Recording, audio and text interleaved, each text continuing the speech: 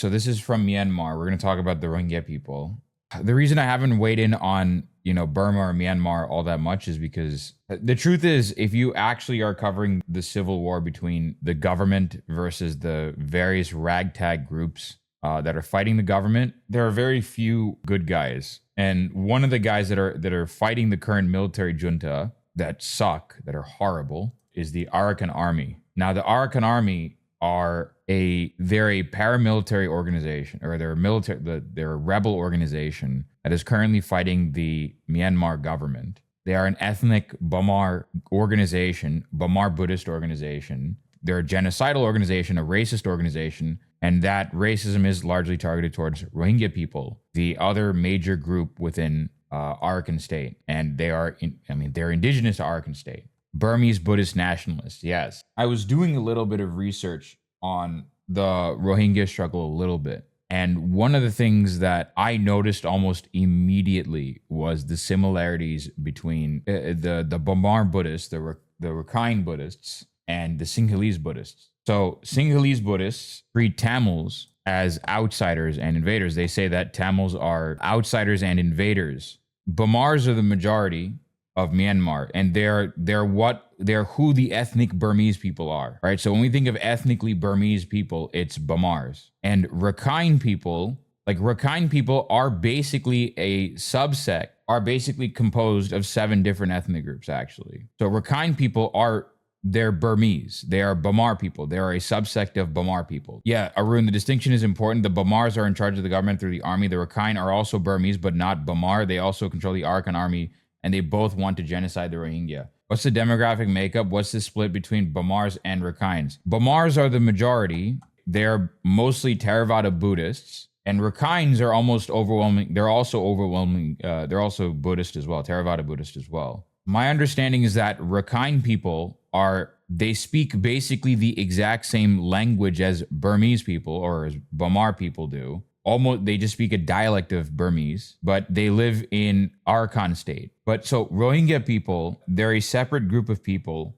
First off, they're majority Muslim. Contrary to popular belief, Rohingyas are not all Muslim. There's a minority of Rohingya Hindus and there's a minority of Rohingya Christians. They are majority Muslim though. Rohingya are a majority Muslim ethnic group. And the Rohingya language is a language that is related to Bengali. And my understanding is that if you speak the Chittagonian accent of Bengali, you might actually be able to understand Rohingya quite a bit. Now, the reason I bring this up, the reason the language here is important, is that the Bamar Buddhist nationalists and the Rakhine Buddhist nationalists are basically saying, they're making up the claim that the Rohingya people are illegal immigrants, they're invaders from Bangladesh, and that Rakhine state had always belonged to the Rakhine people, and that the Rohingya people are invaders.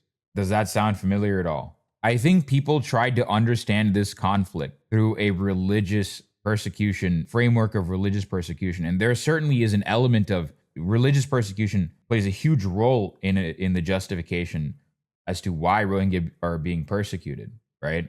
But it's actually, the truth of the matter is, it's again almost identical to what we see in Elam and Sri Lanka. It's almost exactly the same kind of rhetoric, the same kind of framework that is used to justify genocide.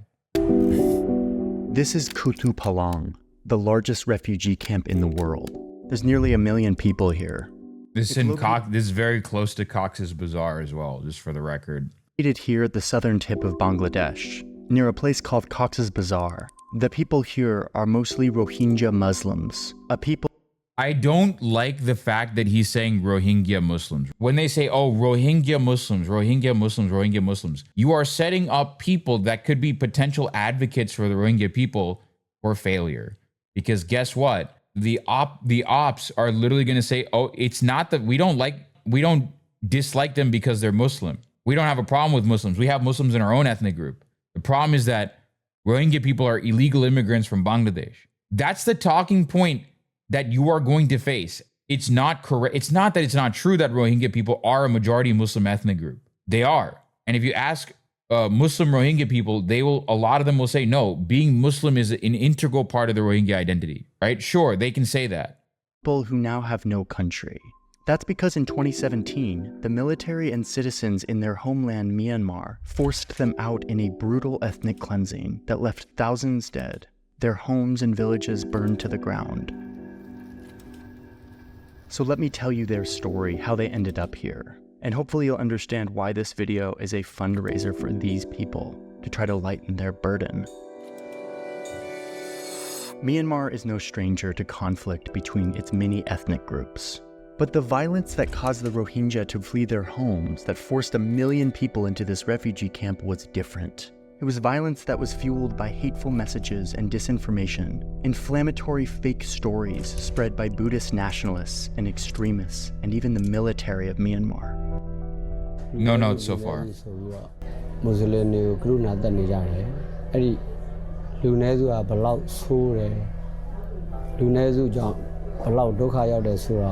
This also reminds me of Sangis. This is like people, like this is the OG kind of, this was, well, not OG, this is running in parallel to Hindu nationalism in India.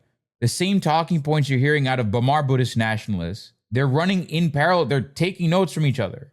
I don't like the framing of this as a purely religious conflict, which is, it's not. And I don't even like the idea of framing it as an ethnic conflict. It is a decades old reconquista. It is a decades old settler colonial project. It is a decades old genocidal project that the Burma Buddhists have been engaging in against the Rohingya people. That Burma Buddhist nationalists, rather, not all Burma Buddhist people, but Rakhine Buddhist nationalists have been engaging in against the Rohingya people. These messages were spread and amplified by one social media platform that swept the country, a Western tech company that hoped to corner the market in Myanmar and profit immensely in this country, a country that was just starting to use the internet. Let me show you how this happened. This is where the term Facebook genocide comes from. It's this video, but on the one hand, I like the fact that he did a video on Rohingya people. On the other hand, I'm like, dude, now you've basically turned the entire thing into a fucking meme.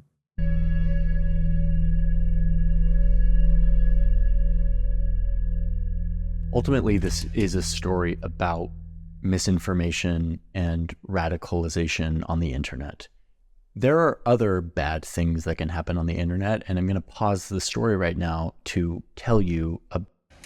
Myanmar used to be called Burma, and it used to be closed off to the world. For decades, it was ruled by military dictators who kept the country closed and poor and oppressed. Yeah, it's like calling Gaza the TikTok genocide. It's so cheap. It's so gross. Myanmar used to be called Burma, and it used to be closed off to the world. For decades, it was ruled by military dictators who kept the country closed and poor and oppressed. Johnny, I have a quick question. Who ruled Burma before these military dictators? Funny how he doesn't mention that. Perhaps maybe Burma was also colonized? The answer is the British ruled Burma. The British colonized Burma before this.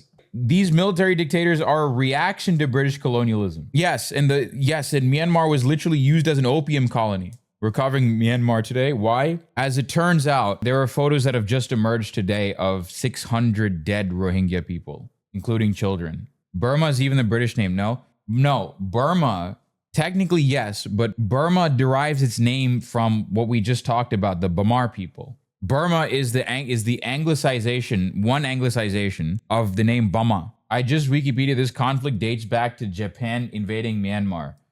Yes, the Rakhine people, my understanding, sided with the Japanese, and Rohingya were forced to side with the British. What was the pre-colonial state there? This entire region, including Burma, Burma is an extremely diverse country.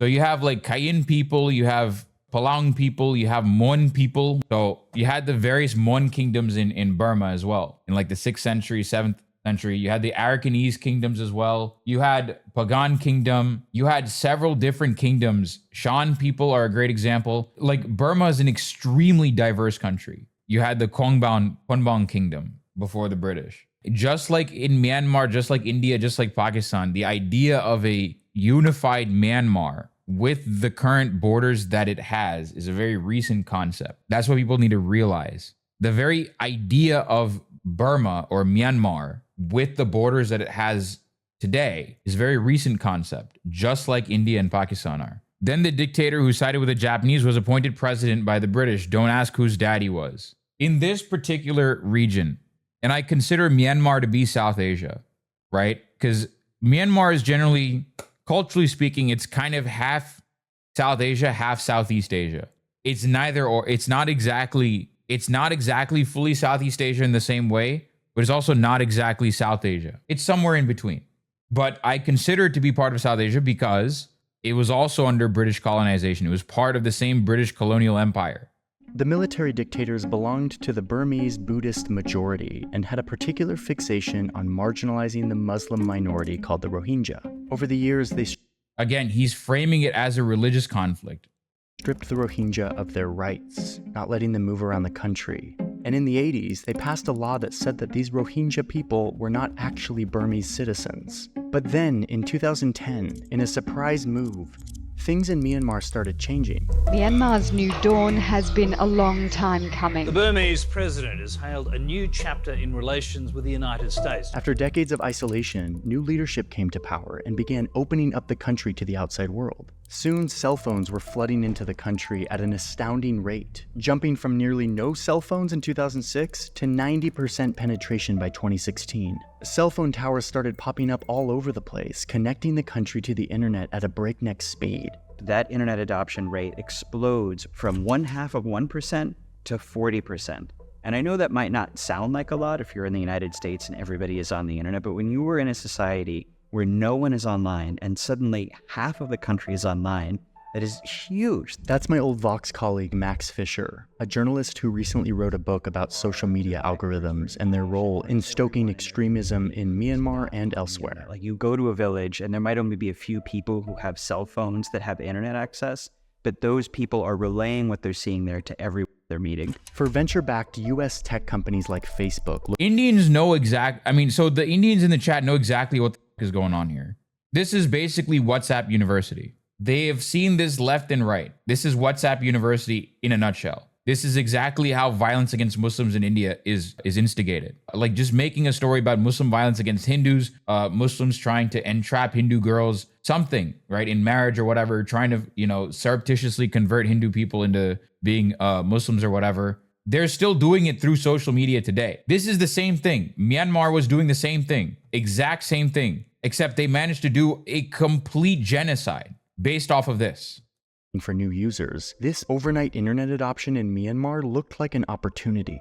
50 million potential users who are just coming online for the first time.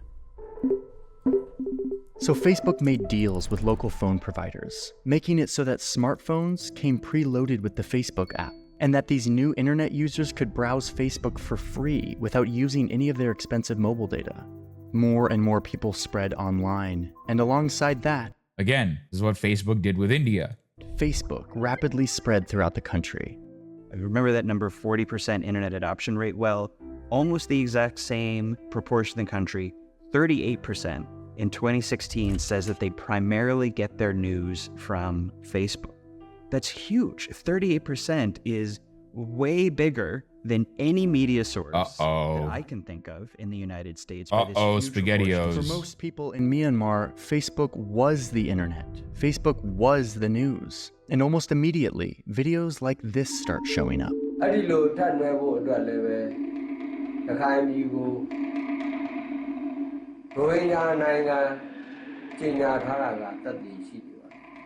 This is Ashin Wiratu, a Buddhist monk who is the leader of the 969 movement. It's an extremist movement that focuses on the Rohingya, spreading conspiracy theories about them, how they're invading the country, how they're planning to destroy the Burmese people. Does this sound familiar? This is literally both Sri Lanka and Hindu nationalists in a nutshell. This is Sinhalese Buddhist nationalists and Hindu nationalists in a nutshell. Wiratu called himself the Burmese bin Laden, and he made a career out of becoming an anti-Rohingya preacher. One of his main methods was always paper. I said this earlier in the stream. I feel like politics, a good chunk of politics is just pattern matching. Pamphlets and leaflets. He would distribute these throughout the country to spread his lies and his conspiracies about the Rohingya. But in 2003, he was sentenced to 25 years in prison for all of this hate speech. But he was released early, in 2012, right as Myanmar was changing, opening up, becoming connected to the internet. As Wiratu entered Burmese society, he found a new tool to spread his anti-Rohingya messages. An algorithm designed to serve users content that will engage them, that will outrage them, that will keep them on the platform for as long as possible, so that a tech company in California can sell ads and make money. So the thing that Capitalism, baby. Doesn't matter if we facilitate misinformation on our platform that literally leads to a successful genocide against an ethnic minority. Gotta make that bottom line, baby. Gotta make our shareholders happy. Facebook algorithm learned to promote in Myanmar very quickly is... I think it's pretty messed up that Facebook didn't do anything with the misinformation. Why are you even surprised at this point that they didn't do anything? They're doing it. All the social media outlets are not moderating Indian news. They're not moderating Indians. How Twitter is now for Americans is how Twitter was for Indians earlier. Indian Twitter is now unimaginably worse. Hatred of the Muslim minority. Over the next few years, Wiratu found a home for his hate speech on Facebook and YouTube, but mostly Facebook, which had quickly become the country's favorite social media platform. This significantly amplified his reach to hundreds of thousands of Facebook users in the country.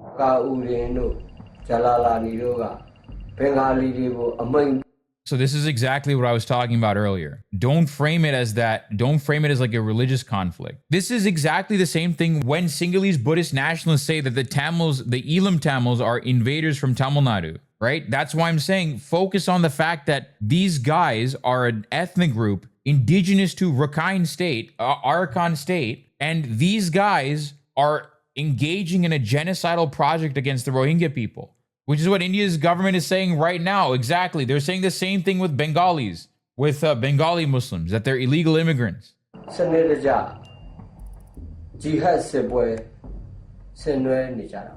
And he was just one of many spreading lies and conspiracies about the Rohingya.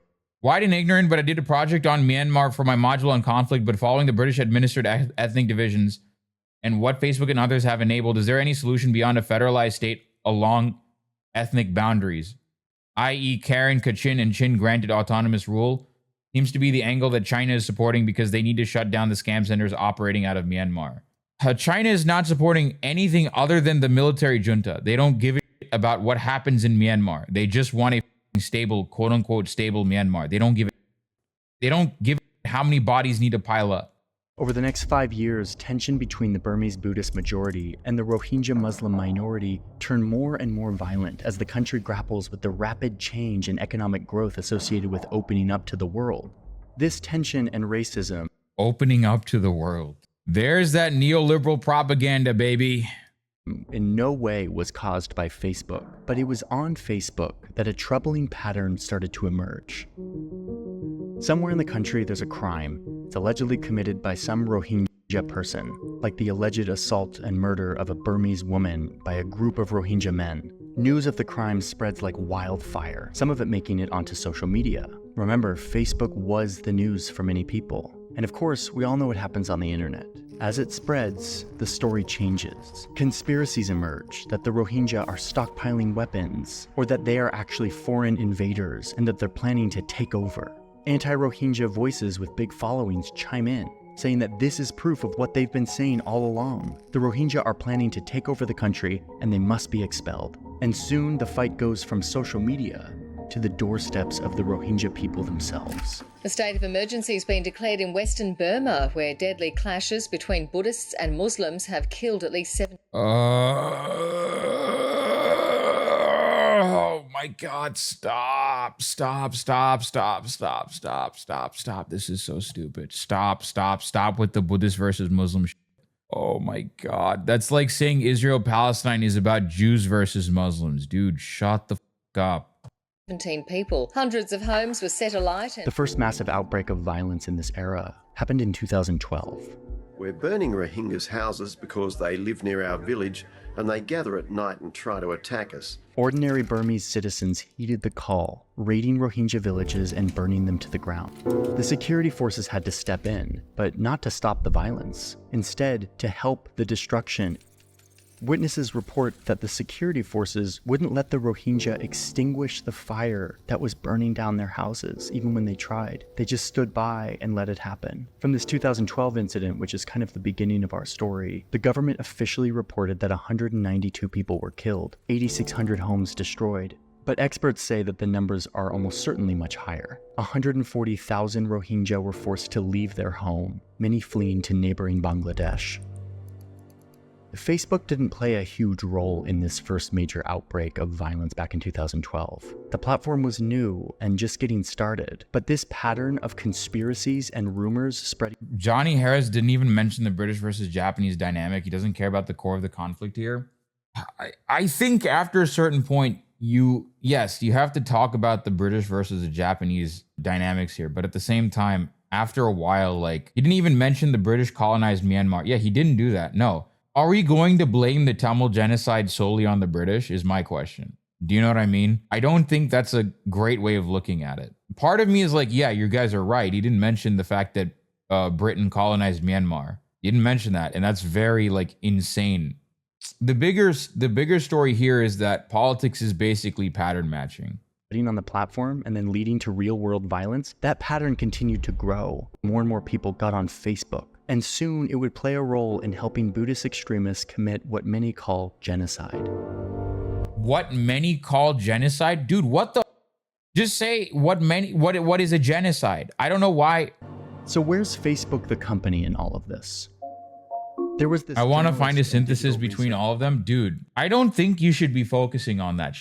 I think the whole point of my saying that politics is basic pattern matching is I think people get caught up in the theory of it all without understanding the basic politics. I think that's the problem. That's the thing that I have seen time and time again. What I'm saying is that the rhetoric that you're seeing from, taking it back to Myanmar, the rhetoric that you're seeing from figures like Ashin Wiratu, Bamar Buddhist nationalists, against the Rohingya people, right? That Rohingya people are illegal immigrants. They're invaders coming to take our country. This is a pattern that we see in Elam in Sri Lanka. The same genocidal rhetoric can be found in Palestine, where the Zionist entity is saying the same thing about Palestinians. The Facebook as a social media as a mechanism, as a medium for spreading disinformation and misinformation about an ethnic minority that spurs people into committing hate crimes, on many occasions, massacres against the ethnic minority. These are the sorts of patterns that I'm talking about. Even the thing with the Rohingya people is that Rohingya people have said this. They basically said that the Ummah is kind of a joke. It's a lie. They have said that the Ummah, which is the Muslim community, the global Muslim community, is a lie, because if you look at the global Muslim community and their treatment of Palestine, or Palestinians in general, and the way they treat Palestinians, and compare that with the way, for example, Bangladeshis, Malaysians, and Indonesians treat Rohingya people, right? Well, then the religion-based solidarity is a lie. The Ummah does not care about Palestine either. No. You are misunderstanding what I am saying. There is a vocal support for Palestine. There is the facade of people pretending to give a about Palestine, if nothing else, or expressing their support for Palestine and Palestinians, that does not exist for Rohingya people. In fact, if you ask many Malaysians and Indonesians about Rohingya people, they think that Rohingya people are just robbers. The refugees are ungrateful. They're robbers. They are here to steal from us. They're leeches. Rohingya are a people that are undeniably despised by the world. Malaysians hate Rohingyas. Exactly what I'm saying. Indonesian right-wingers raided and they looted refugee camps, Rohingya refugees. It is a crime what the Rohingya people have had to endure for decades, and what they still have to endure, much to the silence of the left. It is a crime that the left is not taking this on their shoulders. It is a crime. It is a crime that not only is the Elam Tamil genocide ignored, but the Rohingya genocide as well. Researcher Ella Callan was in Myanmar conducting research on a Stanford fellowship, looking into hate speech online, and she's seen this pattern emerge. She's so alarmed, she flies all the way back to Silicon Valley to meet with people at Facebook to say, hey, this is really dangerous, it's really bad. It turns out she learns in that meeting that Facebook has exactly one moderator who speaks Burmese, which is one of the many languages spoken in Myanmar, which basically means it's entirely ungoverned.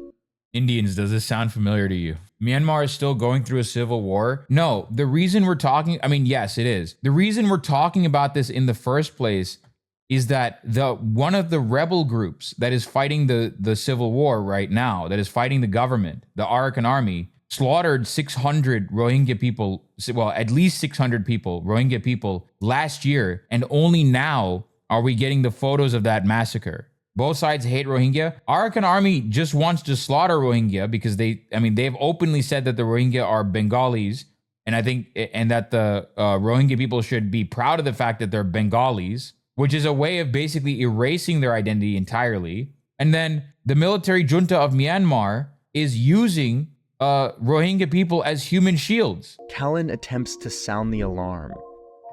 She's warning them in this meeting with Facebook executives, this is really dangerous. What you are doing is really destabilizing for this country at a really fragile and really tenuous moment. And they basically do nothing. And this happens over and over again in the 4 years between when Facebook arrives in Myanmar and when the genocide starts.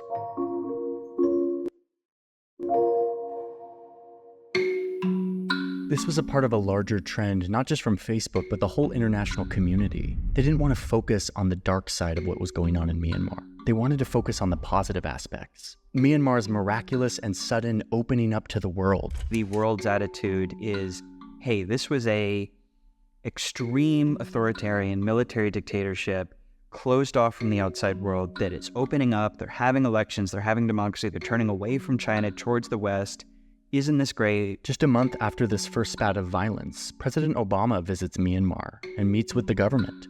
Foreign companies continue to invest in the economy of Myanmar, and Facebook's presence as a key source of information continues to spread.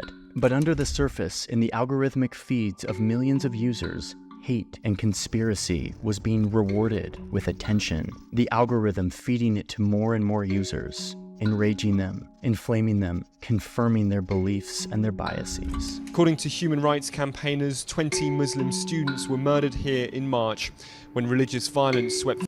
Muslim or Rohingya? Was it Muslim or Rohingya students? Hell, man, this is the problem. Do these bozos not realize that there are ethnic Bamar Muslims? Do they not realize that there are other ethnic groups in Myanmar with a Muslim minority that are Muslims? Yeah, no, Facebook is also used heavily in Sri Lanka as well, for the record. Like, Facebook ain't dead. In the Anglophone world, Facebook has basically been relegated to boomers. But people still use Instagram. People still, Facebook is very popular in SEA. Exactly. Through this city in central Myanmar. Wiratu's audience kept growing into the hundreds of thousands. His speeches reaching a larger and larger audience, and the pattern continued. In the town of Mektila, an argument in a Muslim-owned gold shop turned into a brawl, leaving a Buddhist man injured. Buddhist extremists post inciting messages on Facebook, saying that more attacks are coming, that the Rohingya are dangerous. How has Johnny gotten to 13 minutes in the video and not pronounced Rohingya? He has not managed to remotely get to the correct pronunciation. It's Rohingya. And once again, what started in the news feed turns into a violent, thank you, Kairos Rev, for the tier 1 sub, Buddhist mob, roaming the streets, forcing people out of their homes, burning mosques to the ground, killing dozens. And once again, the security forces largely stand by, allowing another massacre. In fact, the military starts to participate in a new way, restricting the movement of the Rohingya, forcing them into camps and not letting them leave. In response to these conditions, some Rohingya form an insurgency group and start fighting back. But they're totally outmatched. Extremism on Facebook continues to grow, and in March of 2014, Ella Callan once again makes the trip to Silicon Valley to deliver a warning. Hate speech and disinformation are spreading on the platform, and it will lead to violence. But once again, Facebook did nothing. They still only had one Burmese-speaking moderator, who wasn't even in the country, who was expected to keep all of this under control.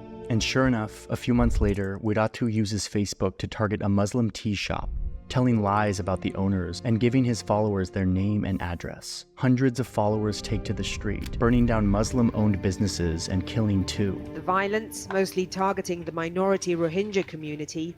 Oh my God, man.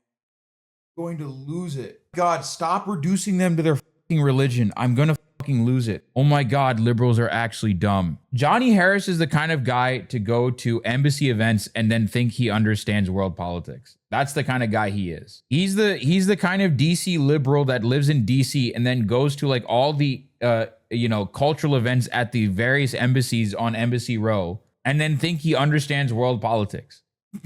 They cannot. I don't think these guys are capable of understanding the complexity of ethnic groups. More than 200 people and made 140,000 homeless. Facebook still wouldn't step in, so the Myanmar government had to. They blocked Facebook in the city of Mandalay where the violence was happening. It was the strongest warning yet that Facebook was indeed driving violence in the country. This and more. By the way, Mandalay, in case you're wondering, is an extremely important city because it was the final royal capital of the Kongbon dynasty before British rule. It was the final royal capital. Experts was a wake-up call, but Facebook only ends up making promises but takes no aggressive action to stop hate speech on their platform. And they continue to focus what they're good at: growth and expansion, the thing that will make them money.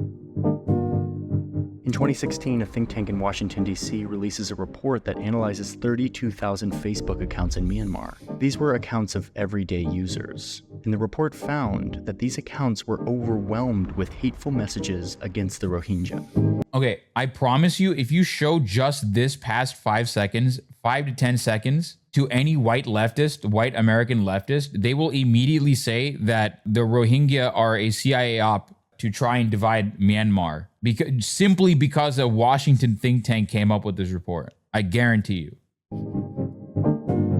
And just when you think that Facebook's enabling role couldn't get any worse, the military of Myanmar joins the platform. They create pages pretending to be news sites or beauty and lifestyle pages. They gain huge followings, and then they sprinkle in propaganda. They amplify the tensions between Buddhists and Rohingya. They post graphic photos of corpses saying that the Rohingya were attacking, that jihadist attacks would be carried out any day. And the conspiracies kept getting more and more extreme. Oh yeah, the Muslims in my village are stockpiling guns at the behest of Saudi Arabia, and they're gonna take over.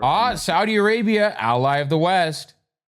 Saudi Arabia, an ally of the West. See, the West is backing Rohingya people, and therefore, I could also frame it that way. It is so stupid how gullible this space is.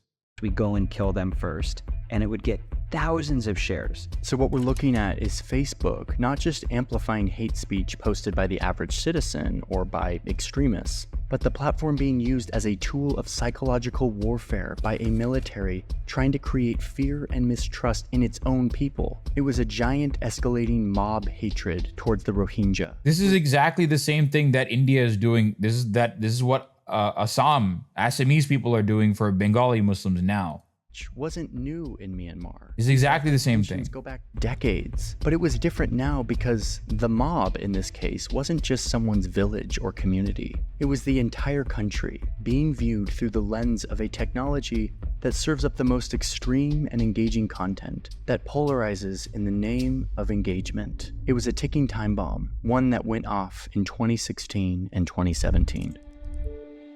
Because the Rohingya insurgents were fighting back, in 2016, the military starts performing what they call clearance operations, going village to village, burning down homes, and driving the Rohingya out. These clearance operations lead to the death of hundreds of Rohingya. 90,000 more people are forced to flee their home over the border to a refugee camp in Bangladesh. And once again, they meet little to no pushback from their government or the international community. They now had a playbook. It was a new level of violence, not just from the polarized people, but now from the military itself. Seeing this violence break out, in early 2017, I wonder if they'll tell us who was the president of Myanmar? Are you talking about Aung San Suu Kyi? He was the state counselor of Myanmar, yes. In 2016 and 2017, yes. You're talking about Aung San Suu Kyi, yes. They're not going to bring up Aung San Suu Kyi at all, because Aung San Suu Kyi is pro-West. Very convenient. Do they bring up Aung San Suu Kyi? No, they don't. They don't bring up Aung San Suu Kyi at all. who ran a tech startup in Myanmar, traveled to Facebook headquarters. He's the darling of the Western liberals. Yep. They're not gonna say anything. Aung San Suu Kyi is exactly the same kind of racist that much of Myanmar is. To give them a final warning that their platform is spreading hate and that the situation in Myanmar is getting really bad. This was his second time delivering such a warning, but like all the others before him, he was ignored. A few months later, it's the summer of 2017. Burmese Malala Yousafzai? No. Malala Yousafzai is an order of magnitude better better than Aung San Suu Kyi. That's not even a question. Aung San Suu Kyi's a racist, like a genocidal racist piece of shit. This happened under Aung San Suu Kyi. Yeah, the reason everyone's mad at Malala Yousafzai is that she wasn't as vocal on Palestine as she should have been. Part of the hatred, I think, towards Malala Yousafzai is literally patriarchal hatred, to be honest. Some of the, there are criticisms of Malala Yousafzai that I think are valid, but I think a lot of the hatred towards Malala Yousafzai, he was never in state leadership position. Yeah, she got shot in the head by the Taliban. What are we doing here? Comparing Aung San Suu Kyi with this guy, with Malala. What are we doing here? It's not even unfortunately, a lot of the people that were hating on her back then, on Malala back then, were just pro-Taliban. He was at it again, visiting Rakhine State where the Rohingya live, delivering one of his signature hateful sermons, which is being amplified by local media and, of course, his following on Facebook. The next month, Rohingya insurgents launch another attack on security forces in Rakhine State. By the way, the Rohingya insurgents is exactly, where have you heard this before? Oh, you don't understand. The Rohingya people are terrorists. Now we have to go and completely kill them. The attacks lead to This is exactly the same thing as Israel. I mean, Sri Lanka, same shit. India, Pakistan, everything. It's the same story everywhere. 12 security personnel deaths.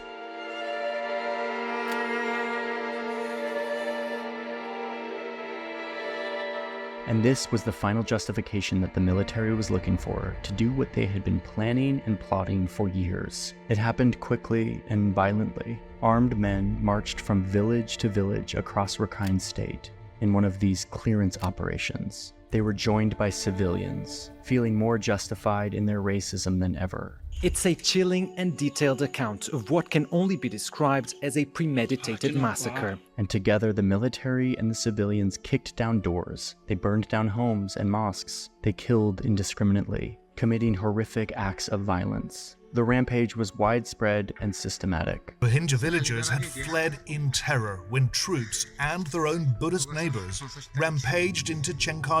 Kicked down doors. They burned down homes and mosques. They killed indiscriminately, committing horrific acts of violence. The rampage was widespread and systematic. Rohingya villagers had fled in terror when troops and their own Buddhist neighbors rampaged into Chenkali and then torched it.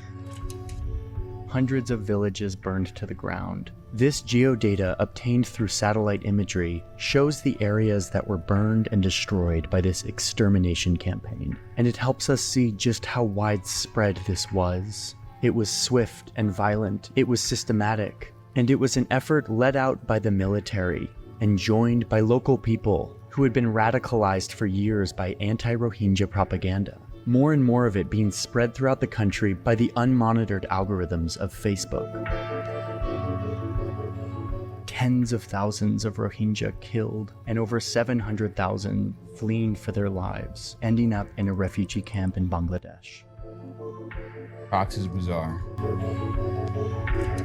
To outside observers, this event might have looked like spontaneous violence, but this was actually the result of a coordinated campaign by a few key people with access to technology that allowed them to reach millions, to lie to them in the most hateful ways, to warp their realities. It was a full-scale ethnic cleansing, and it was in part fueled and enabled by an ungoverned social media platform.